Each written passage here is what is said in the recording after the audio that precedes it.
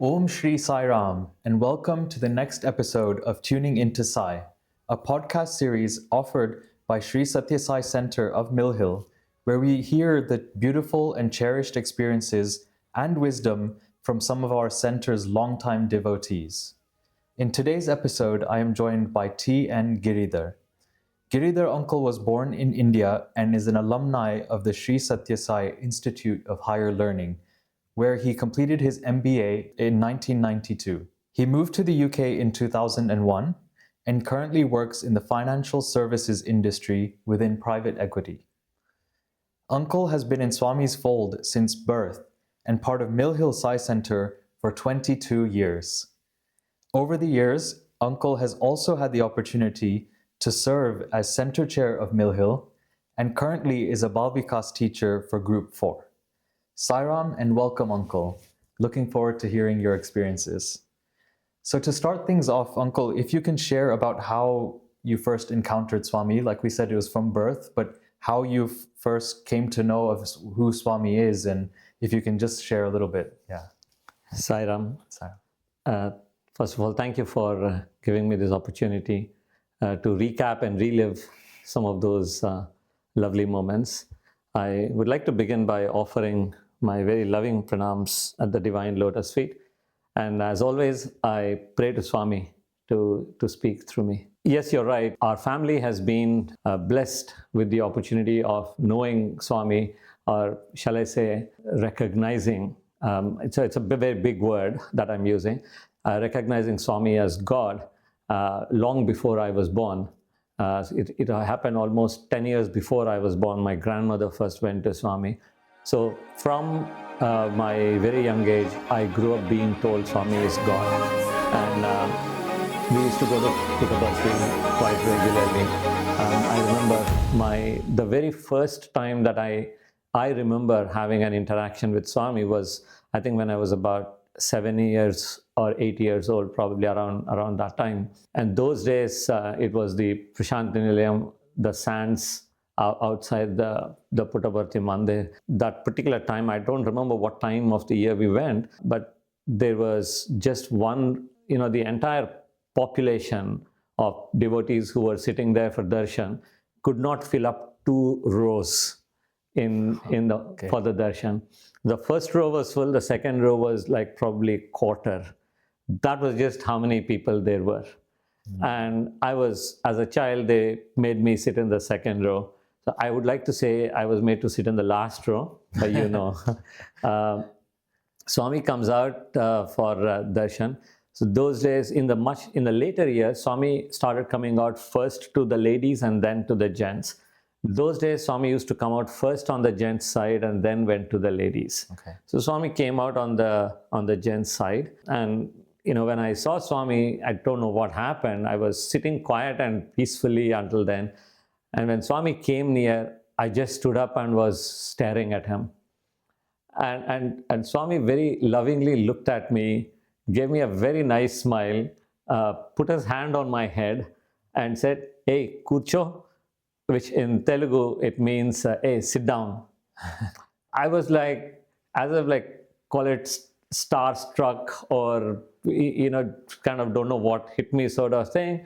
I just kept looking at him. He went maybe 2 steps forward to 2 people in front, and I again looked back and said, "Hey, kurcho."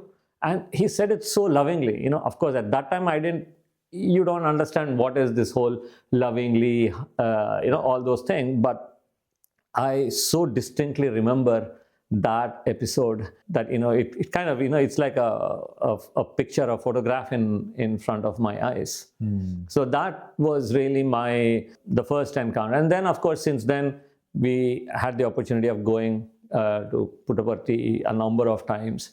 Those days, Swami used to allow everyone to do, what we call pradakshina. So going around Swami's residence early in the mornings before the Suprabhatam would start, all the devotees were allowed to do a pradakshina for Swami. Swami's inside there and everyone would be going around. So I remember feeling lazy on certain days and saying, I don't want to go, I don't want to get up early. Today I will only do 9 times, go around. So people used to just keep walking. those were the days. Early morning, it was so peaceful. I mean, when I kind of recollect those days, it's just so amazing that Swami gave us that sort of an opportunity. So from there on, it started, and we kept going. But to be completely honest, it was like I was going because my parents told me he's God, and they were going, so I was tagging along. Then there was a gap of about, I think around the 60th birthday time, I was going through, like we call it the 11th and 12th standard in India, the equivalent of A levels here. That's the time when you do all these admission tests for the universities. So I was kind of busy with all of those things, didn't go for about 3 or 4 years. And then suddenly one day, just out of the blue, I felt a strong urge in me to want to go and see Swami. Okay. So that happened when I think I had just finished the second year of my 4-year engineering. And that was the first time that I, on my own, of my own sort of volition, wanted to actually go and see Swami, felt that pull. So that was the start of a very different relationship, a different phase in my life, I would say. Okay, very nice. So when you were 7, 8 years old, and that was that first, you said the first interaction with Swami, you said you felt starstruck. What was your feeling in that moment that, okay, God is now in front of me? Or was it a little bit more like not knowing what's happening? How was that moment for you? I don't remember, to be completely honest, but I don't think it was like, oh, this is God. It was like something hit me. I have no idea what it was. That kind of something, maybe that captured my either attention, or I just felt captivated by that look. By that look. Yeah. And Swami has this way of looking at you, and when he looks at you, it's like so deep, so powerful. That look lasts for not even a few seconds, but it's so impactful. That look of Swami is what I remember. Feel it inside. You can feel it. There's something like mountains will suddenly melt inside you, kind of a feeling. That's what he does. It's almost indescribable. Yeah. And then you said that in the 11th and 12th standard, you felt that pull to go to Swami. What was that experience like, that you went on your own accord, essentially, and then you saw Swami? How was that feeling? How was that different? So it was not that 11th and 12th standard. It was after that, when I was in, I think I had completed my second year of engineering, or I was entering second year. I can't remember exactly. Probably completed my second year of engineering. It was just completely out of the blue. There was no, it was not like a day after I had gone for bhajans and came back and something dramatic. Just suddenly one evening around 7, 8 o'clock, just before dinner, I had this thought. I just went and said this to my mother. My mother was, I remember her reaction. She was like, obviously pleasantly surprised, and she was very happy. And then she immediately went to my grandmother and said, this fellow wants to go. Then, there was that discussion apparently that happened. The next morning, we were on the train to go to Puttaparthi. We had no reservations, nothing. Because they were so keen that, we should go before I change my mind. Okay, and this is what I'd say, faith is not something that you can inherit from your parents. It is something that you have to develop on your own. You can be born into a Sai family, you can be second, third, fourth generation, whatever. We use these terms. All of these don't mean anything unless there is that inner calling. That is what I felt that day. Suddenly just wanted to go. So then we went to Puttaparthi, and those days going to Puttaparthi was, I'm talking about 1986, so it's not like primitive years either, but the transportation infrastructure was quite bad, that we had to kind of change there was multiple changes, like at least I think 4 or 5 different changes different modes of transport, and it was quite a task going physically to Puttaparthi. So we went there. We reached. It took up almost 36 hours, the journey. Wow. Okay. To cover a distance of about 1100 kilometers. So say it's about 700-800 miles. It's like, say, the distance from here, London, to Scotland, Edinburgh, let's say. That took us about 36 hours. Okay. So that's the kind of effort people had to put in to physically go to Puttaparthi. And then the first couple of days after we went there was very normal.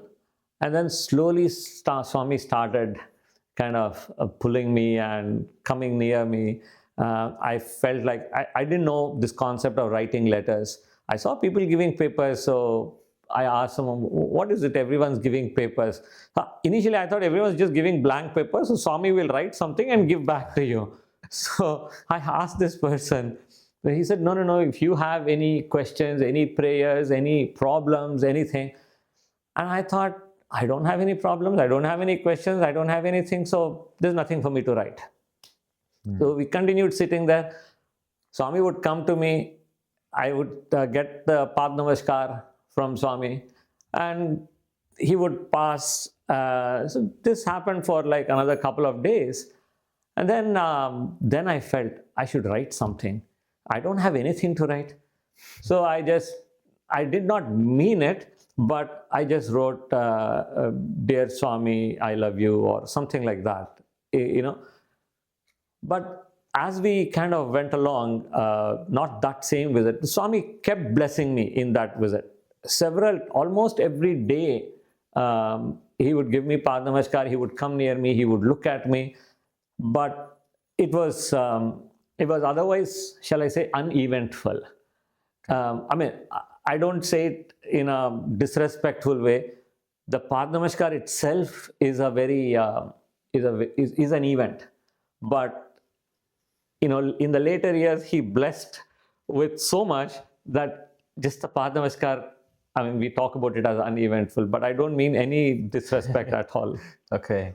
And then I'm guessing, because you said you're studying engineering at the time, so was it shortly after that you got the admission? If you don't mind sharing how you joined Swami's university. That's slightly long story. So when I went there in that year, that first time, my mother has been, she had been very keen on me joining Swami's school. Twice before she actually asked Swami for giving me admission. The first time she asked, Swami himself said, no, you can't, you won't be able to send him away from you and put him in a hostel, so keep him with you. So Swami said that to her. Okay. Then a second time, about I think 3 or 4 years later, again she asked Swami. And then this time, second time, Swami said to her, can you be without him? And didn't wait for a response, and he moved on. He walked away in the darshans. But she knew the answer to that. So it was like, that attachment, that bond, she wanted to keep me with her, and so that was the thing. And then when I joined engineering, at that time in Puttaparthi, there was only BSc, the BA, BSc, BCom, those things. So we thought there's nothing, once you've done engineering, then there's nothing after engineering. And so in that year, the first time that I went on my own, I came to know that Swami started an MBA program that very year. Okay. And those days, that engineering and an MBA combination was considered a great one for careers.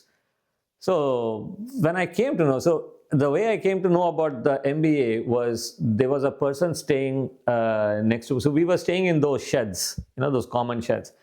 The boy who was staying next to me in the shed, he was praying to Swami for admission to the MBA. He had finished whatever undergrad, and he was waiting for Swami's permission to join, because there was a normal admission test process, all of that. He didn't get through, so he was wanting Swami to bless him. Okay. That is how I came to know that there is an MBA. So the moment I came to know, I remember from there, from Puttaparthi, I made a phone call to my mother and told her, there's an MBA program which I can come to. So she was more excited about it than me. Okay. So that's kind of how the progression happened. Yeah. So in that moment, do you feel like she maybe let go because she was so attached to you being with her that in that moment she was more excited for you to join the university? Eventually, what happened was for almost 1 year, actually at the Dashera time, she was sitting in the Purnachandra and Swami came, Swami was walking down the path. Apparently, she asked Swami to give me admission in MBA for this one. And throughout the year, she kept praying very hard. The irony is, I did not pray at all. In fact, I had an admission after my engineering. I had admission into one of the top US universities with whatever that scholarship or teaching assistantship and all those things. So I was actually more keen on going to the US. My mother was very keen on me going to Puttaparthi. So I remember that one evening we had this like a showdown, a fight at home. And then she said, what will you do? You keep only talking about going to US. Why don't you want to go to Puttaparthi? I don't know what happened to me at that moment. I made this one statement. I said, if Swami wants me to study in his college, then he should give me admission. And if I get admission in Swami's college, I already had admission in the US university. That was already a given. Okay. So if I get admission in Swami's college, then I will go there. I won't go to US. Okay. That was the thing. But there's again a long story of how I did not actually want to apply. She kept reminding me I did not want to apply. And someone whom we knew, obviously, but someone who had not come to our house for like at least a year, maybe more than a year, that man suddenly one afternoon turns up at home, and he happened to have an application form for the MBA program. And so my mother, her thing those days was anyone who comes home, anyone whom she knows, she would pour out, this fellow is being so careless, he has not even requested for an application form, and the process, everything was very time taking. There was no online thing there. You had to take a demand draft, send it with a covering letter request saying, I want an application form for MBA, and then they will send it back to you. You have to put a self-addressed stamped envelope, and then they will send it back in that one. The process from the time you send this to the time it comes back is about 3 weeks. Wow. Okay. And the day when this man came to our house, there was less than 2 weeks to the closing date of the admission. And I had still not requested the application form. So there was no time for me to send my request, the application form to come back, me fill it up, send it back. So it was actually like a gone thing. Yeah. And this man completely unexpectedly, miraculously turns up at home that day, and he happens to have an extra MBA application. Why on earth did he have an MBA application form is still a mystery to me. Yeah. Okay. And so I filled the application, but I was being careless. I'll admit. I did not respond to all the questions that I had to answer. So in that sense, it was an incomplete application form, and I sent it off. And they did something that Puttaparthi almost never does. The registrar, Chakravarti Garu, was the registrar at that time.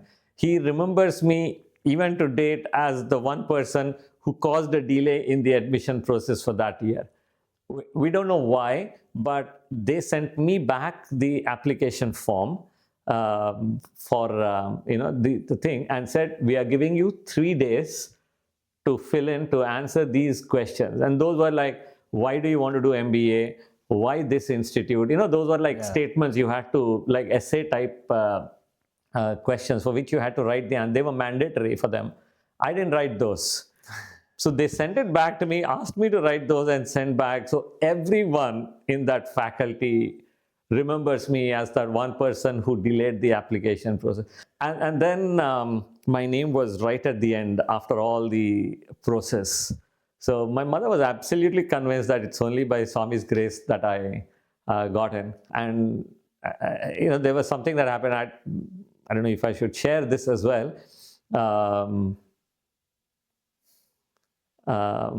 So someone told me after we joined, someone told me the MBA admissions are decided by Swami. It's not purely on, the whatever written test, process, all of that. Mm-hmm. I said, not possible. This is God we are talking about. Swami has got, first of all, there are so many different courses for which admissions are happening. And Swami possibly cannot have the time. And I made this statement very clearly.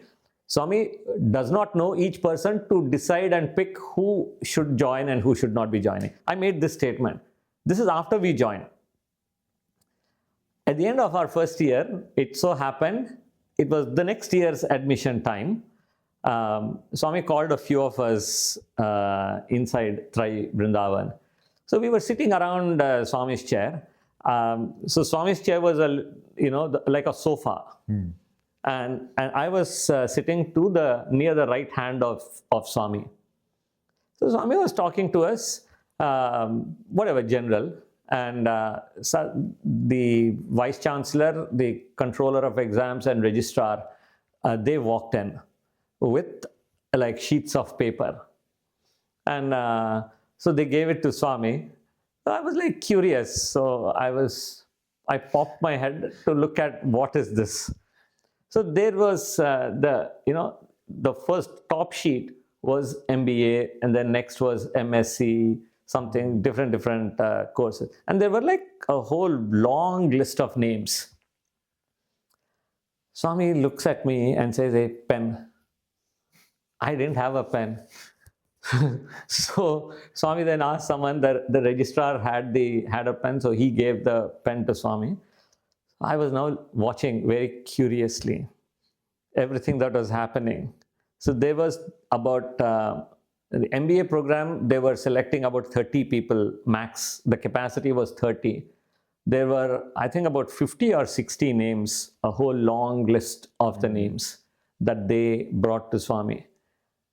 And Swami started going through each name. And he started putting a tick mark against some names. He crossed out some names. Wow. And he put, he just didn't write anything. And he went through that entire list.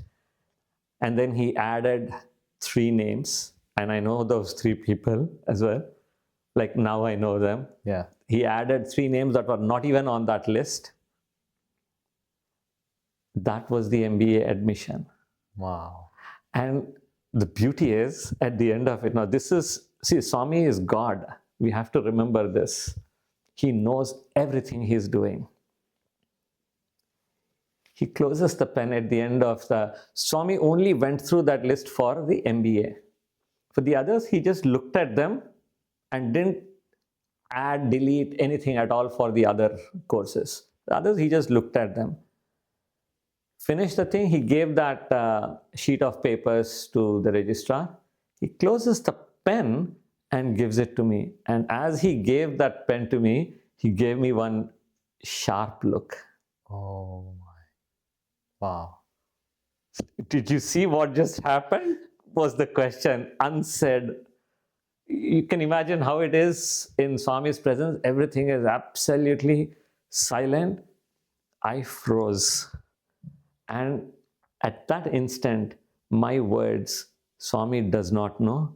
He doesn't have the time. He's got too many things to do. All of that flashed in front of my eyes in that instant. Wow. And I just broke into tears. I just had tears at that time. My God. So this was actually Swami. He actually picked me. He selected me. That was the like they say, the penny dropped sort of a moment. That was how it was for me at that time. And I was like amazingly just grateful at that time. That's amazing. Thank you for sharing that, Uncle. I wanted to ask if you can share a few more experiences that were in close proximity with Swami that are close to your heart or you really remember as pivotal for you or stand out to you. Let me share maybe one particular experience that happened fairly early on after I joined. So I don't know why, but those days it was kind of normal thing for people to kind of consider. They were like, you're a God-fearing person. So if you're a God-fearing person, that means it kind of was implied that you're a good person. And then you won't do wrong things, you won't cheat people. So it's like, hey, I'm afraid of God, so I won't do wrong things. So it was kind of shall I say, a badge of honor in a sense that you call yourself God-fearing. That's the context of, at least that's how I was, shall I say, programmed. I kept kind of being told, and the general society kind of norm at that time. So this happened, I think 2-3 months after 2-3 months after I joined. One day, Swami came out from the interview room, and he was just standing there for a few seconds looking around, and he started talking to some of the boys, there. I was kind of in the beginning, in the front, somewhere in the front, quite close to Swami. So, and then Swami, suddenly he looked at me and said, it was a change of topic. It was not what he was talking to the other boys about. He looked at me and said, hey, are you God-fearing?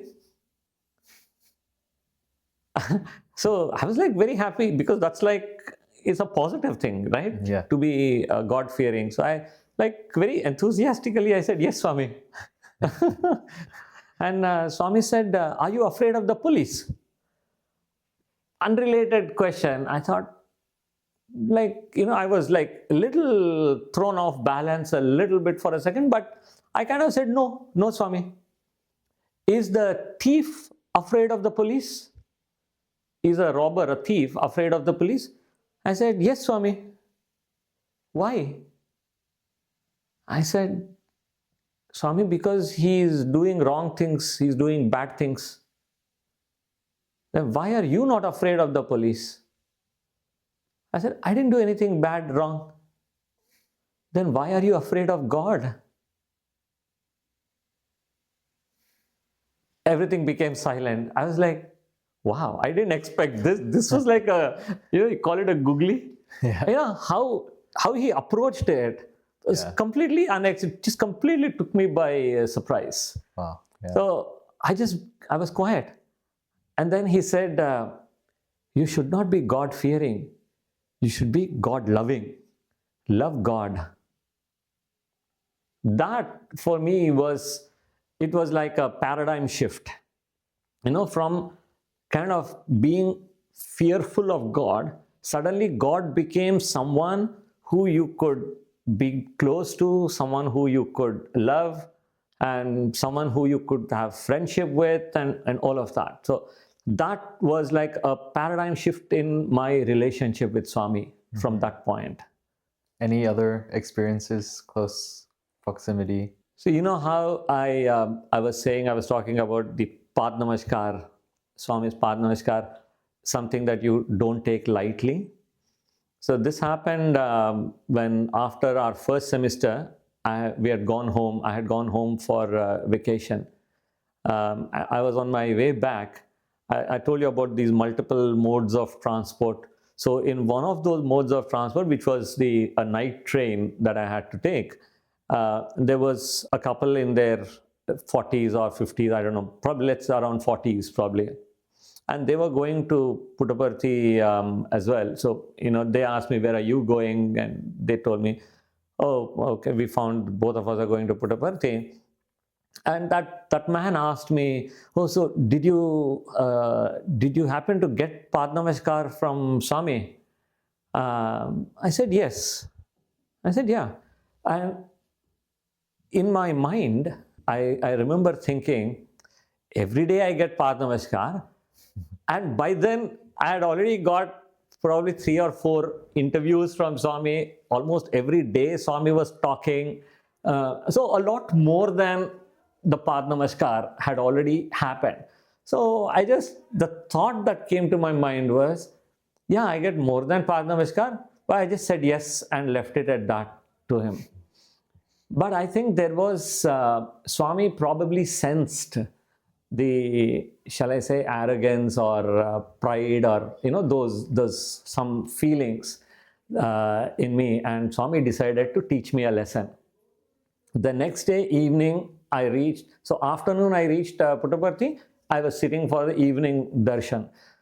I was in the 3rd row from the front along the aisle. So those days we used to sit in the veranda, and we would leave a passage for Swami. So apparently Swami, that day morning, Swami told the boys not to touch him. He said nobody should touch him, no one should take Padnamaskar. Wow. Swami, he kind of just passed that order. Just before Swami came out for darshan, one of the boys there told me, because I think they were just kind of, I don't know why he mentioned it to me. He said this. And in my mind, I thought, that's okay. Swami won't mind, because I'm coming back from home, right? So I'll take Padnamaskar. Swami will, it's just my way of like telling Swami I'm back. Okay, so I said, in my mind, I decided that I will touch Swami's feet. In the 2nd row, across the aisle, was another boy who, I don't know, he was probably there for the vacation, I don't know. Swami came in, stood next, when Swami was standing next to that boy, this boy touched Swami's feet. Remember in the morning, Swami told, don't touch? Yeah. This boy touched Swami's feet in front. And I was waiting for Swami. Now, Swami would walk forward, come in front of me. I would do the same thing. In front of my eyes, Swami was standing straight, like facing straight. This boy was on this side. He touched Swami's feet. In an instant, in a second, Swami turned right, held that boy by the collar, pulled him up. In one swift action, Swami pulled him up and said, get out. Do not sit here anymore. Don't be inside this mandir. And Swami told the people, don't allow him inside the mandir anywhere at all. Wow. Out. I said, don't touch. Why did you touch? Get out. I was shivering. I was like, immediately you could see, like the Yamuna parted for Krishna, right? Suddenly everyone, by mistake, they did not want to be touching Swami's feet. So everyone suddenly moved apart. Oh my. And then how Swami teaches a lesson. Of course, 3 days later, Swami then permitted that boy to come back, but that was another lesson for me that I will not forget for life. Do not take anything for granted. Anything with Swami, don't take it for granted. It's a huge blessing. And of course, talking to that man in the train that previous day, I realized, the way that man was like, wow, if I get one Padnamaskar, I'll be very happy. And here, Swami, again, with all humility and love, I'm saying this.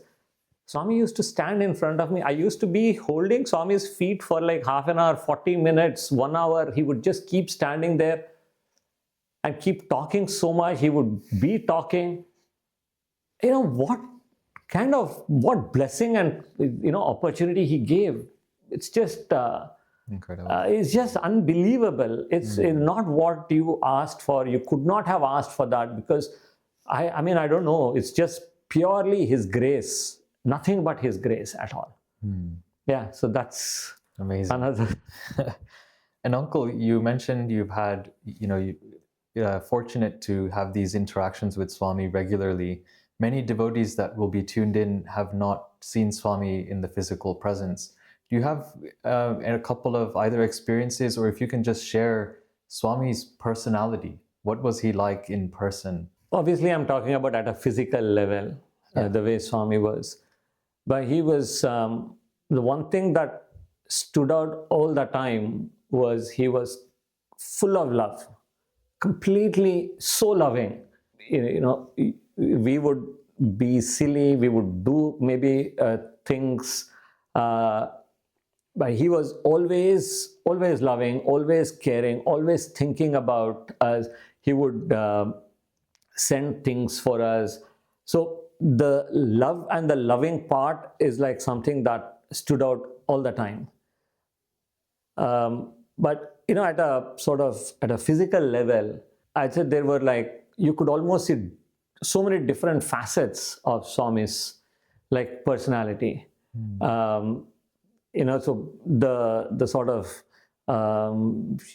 very like a joke people used to say, Puttaparthi is like Swami's office, like how you would be formal in an office. Puttaparthi is like that. Vrindavan is like home. So he's more relaxed in Vrindavan.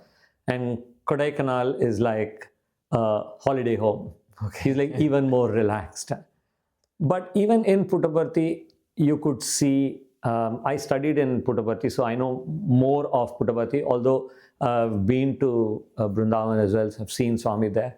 So in Puttaparthi, you could see Swami is very formal when he's out coming for darshan with generally with the devotees.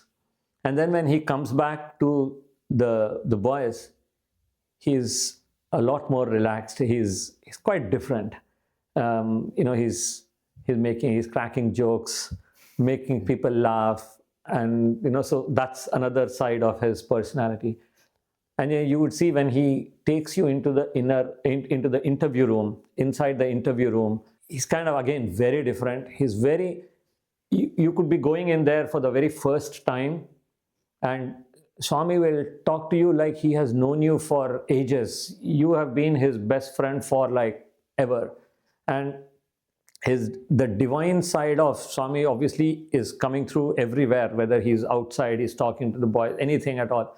But in the interview room, you go in with some questions, and Swami almost never gives you an opportunity to ask your questions or to say what you say your problems are, whatever thing.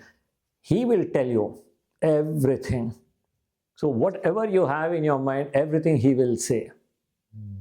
So you will see, and suddenly you will feel like relieved of all that burden that you have been carrying, that burden of anxiety, that burden of worry, that burden of some problems that you have, which you wanted to place at Swami's feet. Suddenly, when he's telling you everything, he knows everything, you're completely relieved of all of those problems. And then Swami tends to take people into there's an inner interview room. So in the outside interview room, there are a lot of like multiple families or multiple people sitting together. And Swami does talk to you your own personal individual things as well. But then Swami also takes people into the interview room, in the inner interview room, where he'll take you like as a small family, your family, okay. If he has called, then he'll take all of you in there, and that will be even more kind of personal. Okay. So very different. So you'll see in like even in Puttaparthi, like during the bhajan time, Swami is like absolutely untouchable. You just cannot come anywhere. He's like so full of like the power. He does not allow anybody to touch him during the bhajans at that time. Even when he steps out during bhajans, he would be kind of very, very different. I mean, you can see and tell he's someone very different at that time. So there's so many different facets of at a physical level. Divine is of course, he is beyond all of these personalities. Okay. Yeah. And Uncle, just because you were saying that, I'm curious, You said that in the previous experience that Swami said, "Don't touch me for today or 3 days." Or do you know if there was a spiritual significance or just? He did not say. I mean, usually Swami used to do that on festival days. Okay. Like for example, on a Dashera or a Shivratri day, Swami would explicitly say, "Don't touch." And even when he comes for the darshan, because the devotees are all sitting so kind of, there's like quite a gap. The aisle is quite broad, right? The walking path. And Swami normally walks in the middle, not accessible to anybody. He doesn't normally take letters. Okay. Even if he were to take one or two letters, he would kind of bend over and don't give anyone an opportunity. So at that time, Swami, as Swami has kind of explained that he's so kind of full of power that if you touch him at that time, he said, you'll kind of just get burnt. You won't be able to take that power, he said. But that particular day when he said don't touch, he didn't say for 2 days, 3 days, anything at all. He didn't give a time frame. He just said don't touch. So unless he changes that order stands. That's how it is. He didn't give any explanation. But I think almost the next day, or I think the day after, Swami started allowing boys to touch. So the way that happened was, come do namaskar, he said. So then people said, oh, okay, fine, now it's all right. Which is kind of also why I felt that it was a lesson for me. Poor fellow he got let off easy, I think. I got let off. He is the one who bore the brunt of it. But see, end of the day, it's all, each of our karmas. I mean, the amount of karma that would have got, some mountains of his karma would have got burnt out in that one instance. But it's so difficult to bear that moment. You can imagine. See, Swami, at a physical level, imagine his strength. With just one swift action, he pulled that guy up. He was not like willingly getting up. Just pulled him up. Wow. That was so scary, man. It was really something. Yeah. Wow. Uncle, before we move on to the next set of questions, I just wanted to check if there's any other experiences, either from when you were a student or physical form, or even post-samadhi, kind of distant experiences that you've had with Swami that you'd like to share? Maybe why don't I then share this story of how I ended up coming to the UK. So the company that I was working for was an American private equity firm, private equity and investment banking. They had both businesses. So this is, they had decided to close down the India office where I was working. And they gave me the option to move to one of the international locations. So the choices were New York, London, or Munich, Germany, where Munich was the international headquarters. So they said you could move to any of the 3 locations. You take your pick and tell us. And they had given me a deadline. So they kept asking and I was delaying. I wanted to ask Swami before I made a decision. So, there was a bit of a time lag, and it came to a point where they gave me a deadline. They said, by next week, Thursday, you have to tell us where you want to be. So that I had booked a flight to go to Bangalore. I was in Mumbai at that time. So I booked an early morning 5:30 a.m. flight to go to Bangalore. So the idea was I'll be there in Vrindavan for the Saturday morning, evening, Sunday morning, evening darshans. Hopefully I'll get an opportunity. I was confident I'll get an opportunity to ask Swami and make my decision on that basis. I think I put an alarm, but on that day, for some reason, the alarm didn't work. We didn't have any mobiles. It was just a normal alarm clock. And I don't know what happened. It didn't work. The flight was 5:30 a.m. I woke up at about 10 past 5 or quarter past 5, I think. And I said, oh, it's impossible. I'm not going to be able to make it. I was just got up, shower, all that aside, I won't have the time to go. So I gave up and I slept. again. Didn't think much about how am I going to get the answer, what flight. We'll worry about those things later. I just went back to sleep. And then, so I had a dream. Swami comes in my dream. In the dream, I was sitting in Vrindavan. Saturday, it was a Saturday morning. I was sitting for darshan, and Swami called me for the interview in Thrai. Along with, there were a lot of other people. Normally, I mean, there's no sort of a rule, but normally, any of the students would kind of go into the interview room, kind of rush inside so that they get an opportunity to sit in front of Swami, and they'll be able to do Pad Seva for Swami. So normally I used to do that, go in the front, sit in the front, and keep doing that Pad Seva for Swami. That day, I don't know why, I was at the back. I was in the dream, in the interview in Thrai Vrindavan, I was sitting at the back. And Swami was not talking to me at all throughout the interview. So he was speaking to everyone else, all the foreigners, everyone, all the other groups. Everything was happening. And I was sitting there thinking, is he going to talk to me? When will he talk to me? That was my thought. Swami finishes with all those talking to those people. He got up, and I thought, oh my God, he's not spoken to me at all. So Swami got up, sent them all out. I was walking back. I was behind Swami.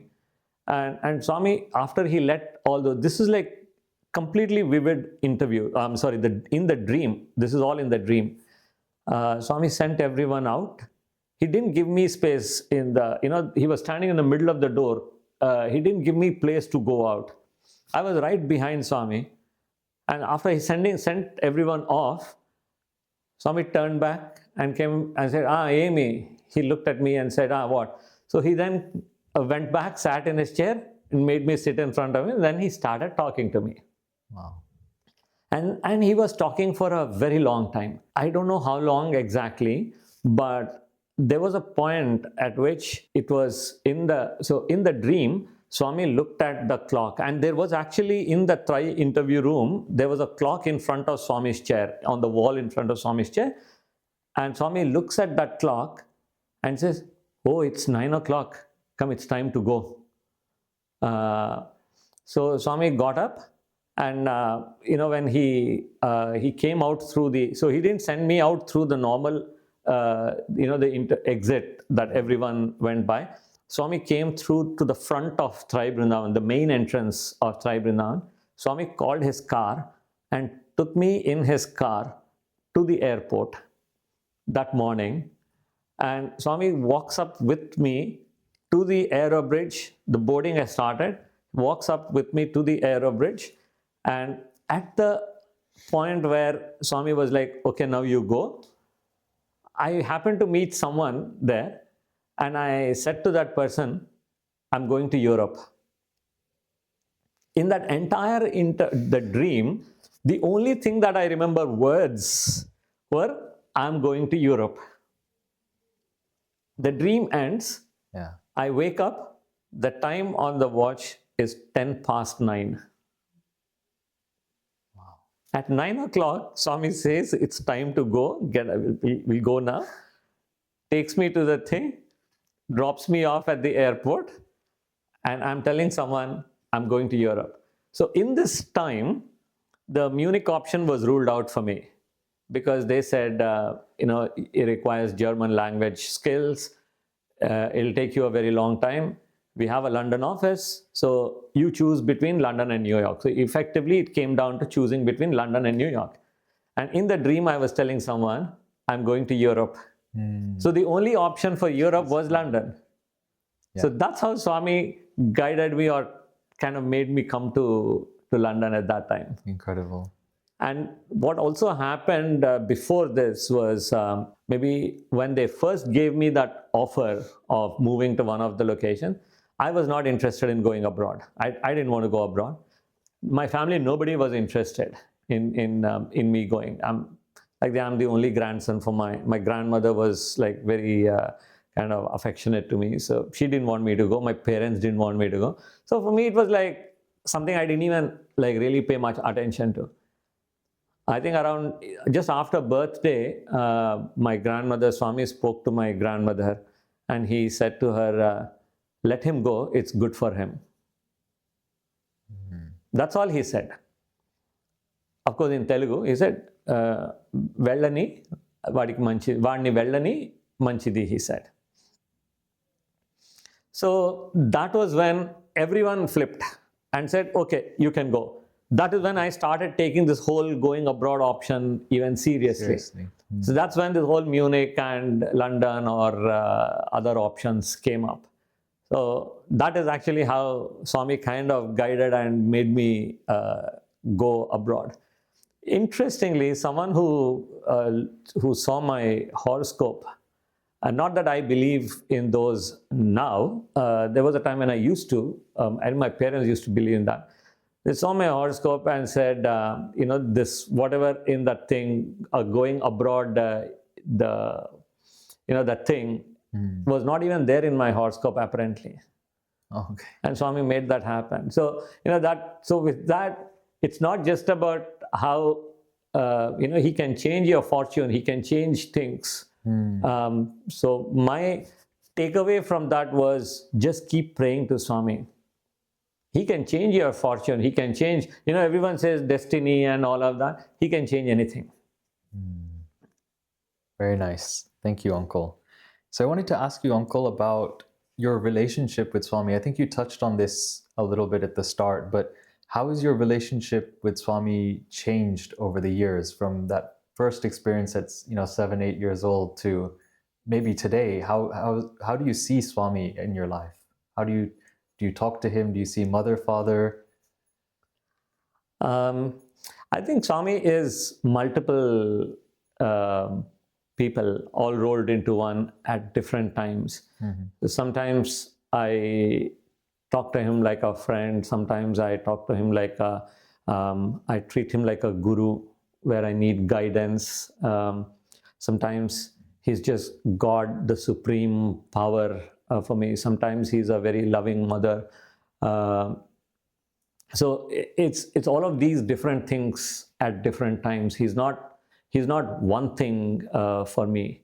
And I think he probably allows all of those sort of things. I mean, he, like Swami once said in Telugu, quoting what Tyagaraja has said, Enta matramu neevu talachite, anta matrame nenu, he said, which basically means as you think of me or what you think of me, so I will be, and only that I will be. So if you think of him as a mother, he will be the mother. If you think of him as a father, he'll be a father. If you think of him as a friend, he will be a friend. So whatever you think of him to be, that he will be. That's I think the beauty with Swami. Nice. Uncle, I wanted to switch to a couple of questions on the SSE or Bal Vikas side. Currently, you're teaching the Group 4 students. I just wondering if you can explain why you feel SSE is important, why you decided to help with the teaching, what it means to you. I think the Bal Vikas or SSE, as we call it, is a great way of kind of laying a foundation for the younger children in helping them build a relationship with Swami, in helping them understand some of at least the basic teachings of Swami, in helping them kind of take those little baby steps or early steps into kind of coming into the Swami fold. The reason why I feel very, shall I say, passionate about it is I just I look at myself and how much I have benefited from Swami's love. And all of that happened only because my mother took the trouble of, the parents took the trouble of first taking me to Swami and then, praying to Swami to bless me with being the Swami as his student. All of that happened. So from there on, that then became a transforming point for me in my life. And that laid a foundation, such a solid foundation, that I'm so grateful for that kind of an opportunity. So the way I look at, and so this group 4, the Lotus or group 4 that we talk about, and the Lotus is a great name for that group.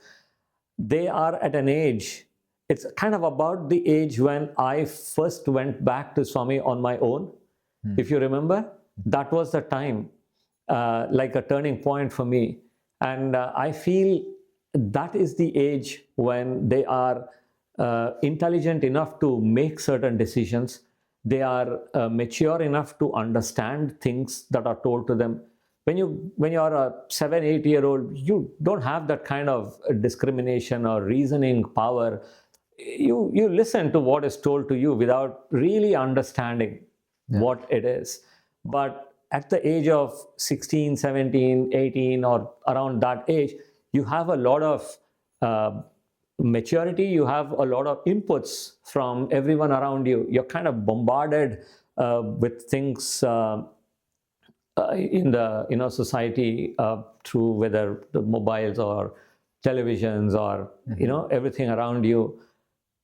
If at that age they are being given this opportunity to understand a little bit about Swami, his teachings, about what that love can do to you. It's almost like saying, give Swami an opportunity to come into your lives. When I was stepping down as the center chair, I remember someone came and asked me, Sister Neeta asked me, will you do this group 4, the Lotus group thing? I mean, I didn't honestly know what I was getting into. And I said yes, because my attitude is, whatever Swami wants me to do, I will do. That was kind of how it was. So when I said yes, I started, and that's how, the way I think about it is like this. So if I can do something to help those children who are at such a prime age, I'll be very delighted. That's a great seva, I think. Yes, definitely. And Uncle, on a similar theme, I guess, what key teaching of Swami's has helped you the most throughout life? Any key teaching that I know there must be, maybe everything, but lot of, like that very first one where he said, be God loving and not God fearing, right? So that's one thing. Moving on from the student days, when you're under the kind of protective umbrella of your parents, when the realities of life start hitting you, and you kind of tend to encounter what we call difficulties and problems in life. So the one teaching of Swami that I have kind of, I think, held on to is what Swami said, this too shall pass. So if I'm having a great run, like a lot of success in my life, I used to remind myself, this too shall pass. And the time when I was like down in the dumps, I always again told myself, this too shall pass. So that has been such a great, like a leveler for me. I think that's one thing that I hold on to very dearly. Thank you, Uncle. I love that. Really nice. Uncle, next I wanted to ask you about Mill Hill Sai Centre. As you know, this year we celebrated 35-year anniversary of the center opening. If you can please share how you came to join Mill Hill Centre, and maybe a couple of your fondest memories of the center. I think it was in 2003 that I first came to Mill Hill, and we were for a brief while we were staying in Harrow. So that time, I think it was Yoga Uncle or someone else, I can't remember who, and we were Mill Hill was in Canada Villa. Those days had just started. They'd asked me if I will teach Vedam to the Bal Vikas children, but I was not willing to commit. I didn't, because I had a very busy travel thing those days, and so I was not willing to commit. But I used to come regularly for bhajans. So that's kind of how it started until we moved back to India. And then when we came back to India, the first thing we did was again. So I used to travel to London even when we were in India. So every time I had a weekend, I would come to Mill Hill. So by then we had moved to the Totteridge Center.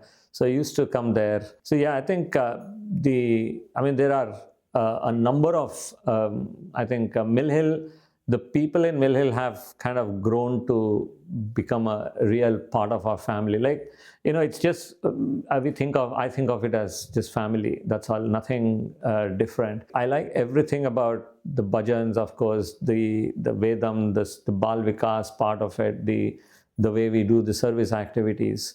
I think everything has been just absolutely, in that sense, it's like a very complete, fulfilling, wholesome meal sort of center that this is. So I'm really grateful to Swami for sending us here. Of course, before this, when we used to be in central London, and we used to go to the central London Sai Centre, the Russell Square. It was in Russell Square in those days. But yeah, I think Mill Hill is like home now. And what impact do you feel the center has on your life outside the center? Obviously, we come here on a Sunday morning. Do you feel the difference during the week? It feels incomplete if I don't come here on a Sunday. It feels like I'm not doing something, and it's not like a ritual or something that I do mechanically. It's something that I actually quite enjoy. Yeah. The bhajans are very energizing. I remember, I think this was probably in the 1960s, Swami one day said to the devotees there, "Do you want me to show you heaven?" And all the devotees were very excited. They said, yes, Swami, very excited. So Swami said, okay, after the bhajan, I'll show you. So the bhajans happened. And those days, bhajans used to be at 11 o'clock, not 9 in the morning. Bhajans used to be at 11. Because Swami used to talk to so many people, call so many people for interviews. They used to go on for a very long time. So bhajans would be at 11. So Swami said, after the bhajans. So everyone was waiting eagerly. So at the end of the bhajans, Swami was about to retire, go inside. So someone gathered courage and asked Swami, "Swami, you said you'll show us heaven." Swami said, were you there for the bhajans? Of course they were there. What did you think of how long did the bhajans go for? What did you think, or what were you thinking about during the bhajans? So this man said, Swami, we were just transported, we were in bliss. It was so nice, Swami. The bhajans were so melodious. In your presence, it was so good, Swami. Swami said, that was heaven. There is no separate heaven. When you lose yourself in those bhajans, bliss, yeah. That is heaven. And we have an opportunity to go to heaven every week. Yes. That's literally how I very feel. Nicely, yeah. Thank you, Uncle. So just moving to the last couple of questions. As you know, many young adults across the global Sai organization are navigating big moments in their life. It could be graduation, first job, business, marriage, kids, many other things. What is one message you have for the young adults that can help them keep Swami close during these times? What worked for me is what I can say. And that one thing that has worked for me was life does not always has not given me what I asked for. I have had a lot of surprises. See, just because Swami has spoken to me so much, I've had so many experiences, does not mean that I haven't gone through difficulties. I have gone through a lot of difficulties. That doesn't change for any human being.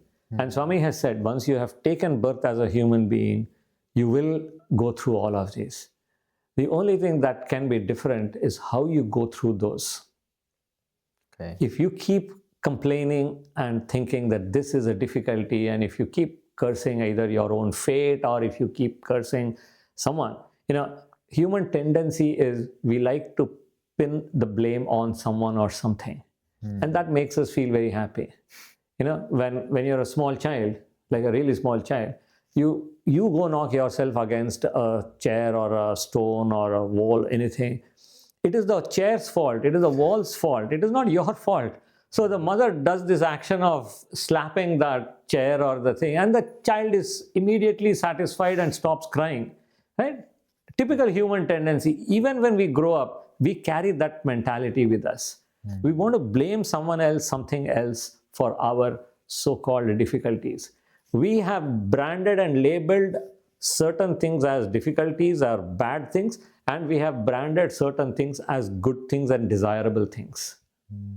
What I have learned in life the hard way, trust me, I have learned it the hard way, is stop branding things as difficult or desirable and undesirable. If we start accepting things as Swami's will, this happened to me because Swami permitted this to happen. And I actually think of it that way. I think that I am, and each one of us is, I am so dear to Swami that nothing in this universe can touch me unless Swami has permitted for that to happen to me, to touch me. Right? This is exactly how I keep telling myself, I keep reminding myself of this, what I call, for me, this is truth. Nothing can happen to me or touch me unless he wills it. And if he has willed it, then I should not be calling it a difficulty. I should happily go through it. Again, goes back to a question Swami asked one day in one of our interviews. In a general conversation, Swami asked, how long does the football match happen for?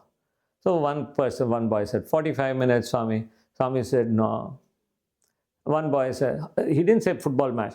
How long does the game of football, how long will you play football for, Swami asked. And Swami has a way of asking questions. So you infer and assume that it's a match. He never used the word match. So 45 minutes, then someone said 90 minutes because they took the first half, second half. Then someone said, added the interval time in between. Then someone added the extra time. Swami was not happy. And then finally the boys gave up and said, Swami, you tell. And Swami said, as long as there is air in that football, so long you will play. You will kick that football around as long as there is air in that football. Right? Similarly, you will go through these experiences of what we call difficulties or good things as long as there is that air of ego in us. This is what Swami said that day. As long as you have ego, you will go through all of these experiences of life. The minute and the day you give up, then all of these will vanish. It's that simple.